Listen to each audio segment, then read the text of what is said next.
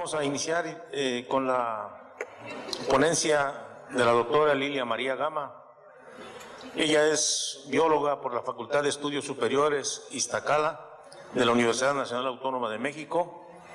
Realizó su doctorado en botánica en la Universidad de California, Riverside, y cuenta con el reconocimiento del perfil PROMEP, pero además coordina las actividades de investigación del Laboratorio de Ecología del Paisaje y Cambio Global, donde desarrolla las líneas de generación y aplicación del conocimiento, denominadas diagnóstico territorial, vulnerabilidad ante el calentamiento global, y ha realizado investigaciones sobre el ordenamiento territorial en diversas regiones, la regionalización paisajística e impactos relacionados al calentamiento global.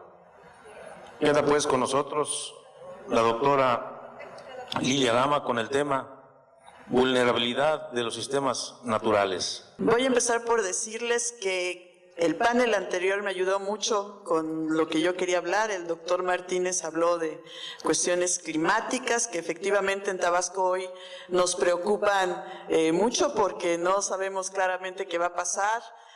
Recientemente estuve con unos compañeros del Amazonas que están también muy preocupados porque aparentemente los huracanes del Atlántico están dando vuelta antes de llegar hasta donde originalmente llegaban, y eso está acarreando el agua más al norte.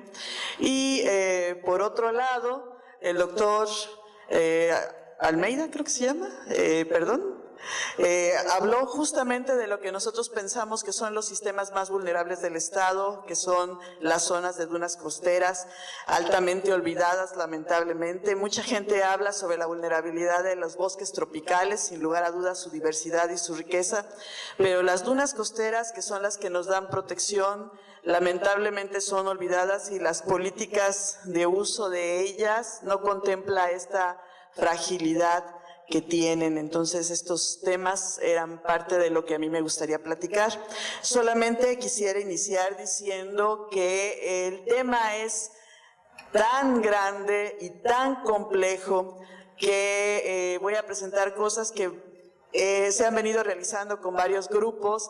Nosotros pertenecemos a dos redes en el sureste, la red de desastres, conocida así, y la red interinstitucional de cambio climático del sureste, y junto con colaboradores tanto de la universidad en diferentes temas, como de otras instituciones, como el doctor Ortiz, que con sus conocimientos nos ha enriquecido sin lugar a dudas. Hemos podido empezar a tratar de desenmarañar la complejidad de lo que estamos enfrentando. Nuestro laboratorio, como ya escucharon, trabaja muchas cosas que tienen que ver con el diagnóstico territorial, y en ese sentido nos hemos involucrado con el tema de vulnerabilidad, y varias de las investigaciones que realizamos nos permite tocar estos temas vinculados al mismo, mucho en cuestiones de fragilidad, fragmentación y conectividad, que de alguna manera nos han aportado a los otros temas. Y consideramos básico, como ya se mencionó, el monitoreo.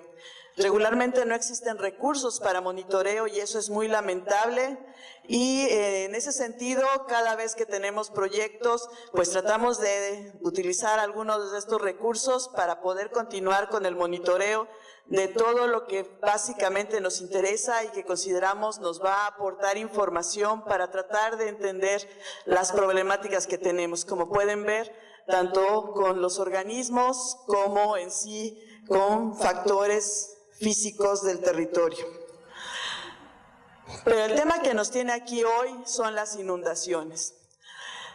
Las inundaciones normalmente son vistas como una amenaza, y nosotros pensamos que las inundaciones son una gran oportunidad.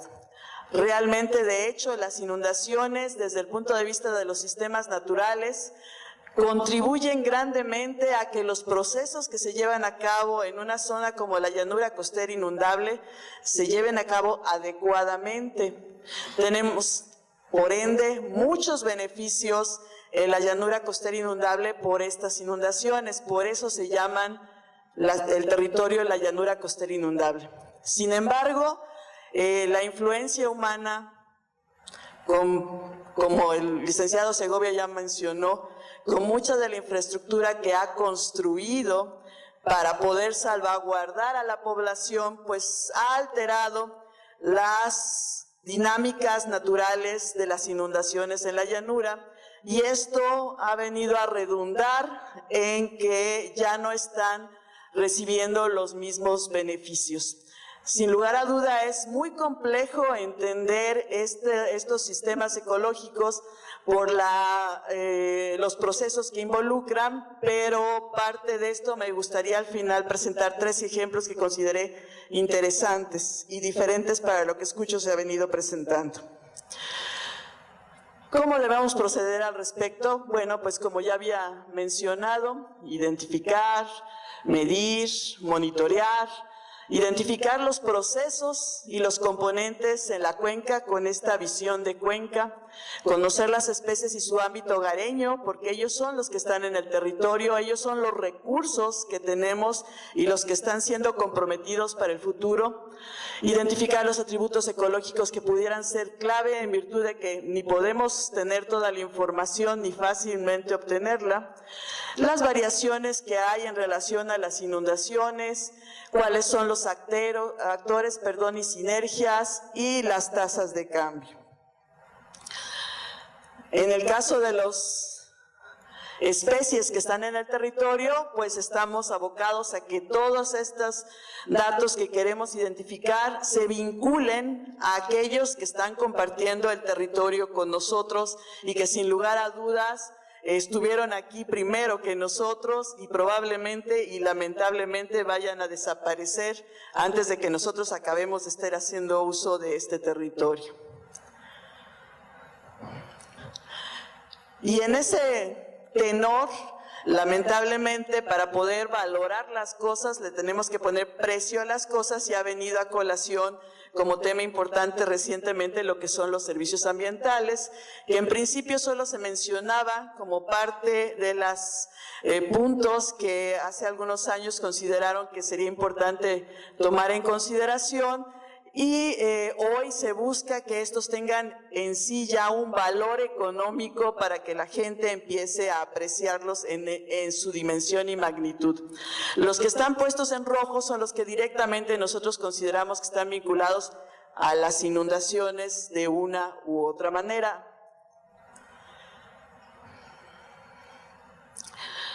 Y en general la llanura de inundación, cabe señalar que tiene, como ya mencionaba, una función ecológica. Hay temas específicos que ya han sido mencionados, que se llevan a cabo, procesos que se llevan a cabo, y estos regímenes de flujos mantienen lo que sería la integridad ecológica del sistema. Y es a través de esta integridad y los efectos reguladores que logramos mantener todos los procesos que se dan en el territorio. Y si modificamos estos flujos, pues de alguna manera alteramos estos procesos y con eso pues alteramos el equilibrio local de todo lo que tenemos en él. Entonces, partiendo de los componentes, nos tenemos que preocupar por la calidad del agua, las fuentes de energía, el hábitat físico y las interacciones bióticas que nos van a permitir tener una integridad ecológica. En cuanto a los diferentes tipos de inundación que sin lugar a dudas ya se han mencionado y que además tienen una recurrencia diferente dependiendo de la magnitud, podemos ver que aquí en este gráfico hasta dónde se presentan y cada cuándo y qué son los impactos básicos que mantienen. Y van desde simplemente mantener la vegetación ribereña, delimitar los hábitats, hacer aportaciones de aguas subterráneas, al más drástico en una inundación de gran magnitud que puede provocar que se pierdan incluso los árboles de la ribera. Y con esto, pues también el hábitat de algunas de las especies acuáticas que en ellos viven.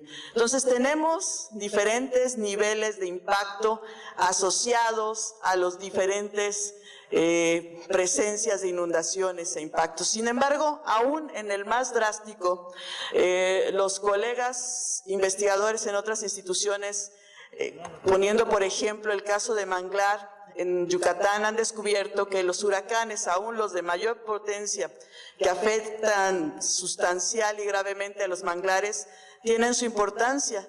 Se han dado estudios que demuestran que eso ayuda a que se renueve el manglar y que es muy importante como parte de la dinámica. Entonces, aún las inundaciones de gran magnitud en un proceso natural, en un sistema natural y saludable, pues son importantes y beneficiosas en el sistema.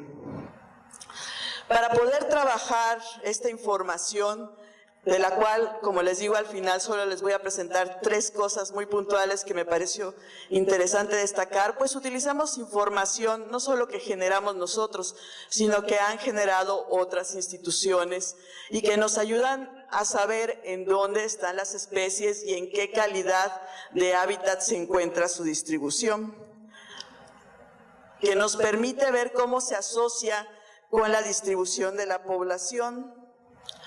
Pero también nosotros en el laboratorio generamos información que nos puede ser de utilidad con diferentes datos que hemos ido recabando a través del monitoreo que hemos realizado en el campo, lo cual nos permitió identificar zonas de humedales importantes asociados a algunas especies y zonas de corredores biológicos que están utilizando las especies aún dentro de sistemas de agricultura o pecuarios, porque ya quedaron como pasos de fauna importantes. También es importante entender la historia del territorio y entender cómo han sido estos movimientos de la hidrografía y pues tratar de reflejar en ese histórico cómo han afectado estos procesos, y esperamos, licenciado Segovia, que algunos también podamos conocer algo de la hidrografía como verdaderamente es. Y este simplemente es un ejemplo de la inundación de 2009, que él ya mencionaba, cómo se ve el Usumacinta en la normal y cómo se ve el Usumacinta desbordado. Entonces, estas inundaciones de gran magnitud pues son un aporte importante a la zona de pantanos de Centla, como pueden ver ahí, que de alguna forma ayudan a renovar muchos de los procesos naturales que ahí están. Pero también, como les decía, es importante entender cómo nosotros hemos alterado la dinámica de estas corrientes naturales, cómo hemos puesto interrupciones en diferentes partes, ya sea usando bordos o carreteras o diques, para reorientarla de acuerdo a nuestras necesidades como seres humanos en el territorio. Esto, por supuesto, sin considerar a las poblaciones de todos los organismos que nos acompañan y que sin lugar a dudas se ven seriamente amenazados por las actividades que nosotros estamos realizando. Hay varias respuestas ecológicas asociadas a estos cambios en los componentes de las inundaciones. Por ejemplo, si hablamos de la magnitud y frecuencia, pues la respuesta ecológica con un incremento en la variación es que los organismos o van a pasarse sin lugar a dudas o van a quedar ahí detenidos porque habrá una interrupción.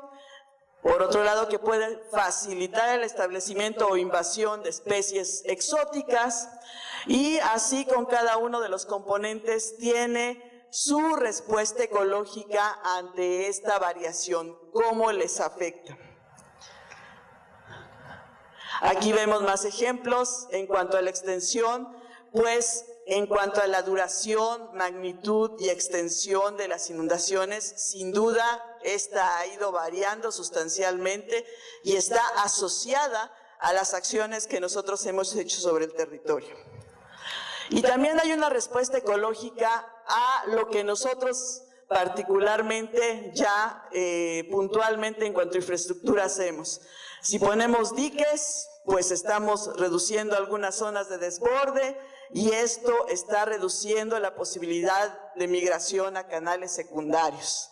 Si nosotros ponemos una presa, pues no se diga todo lo que esto conlleva en general a los procesos ecológicos que se dan.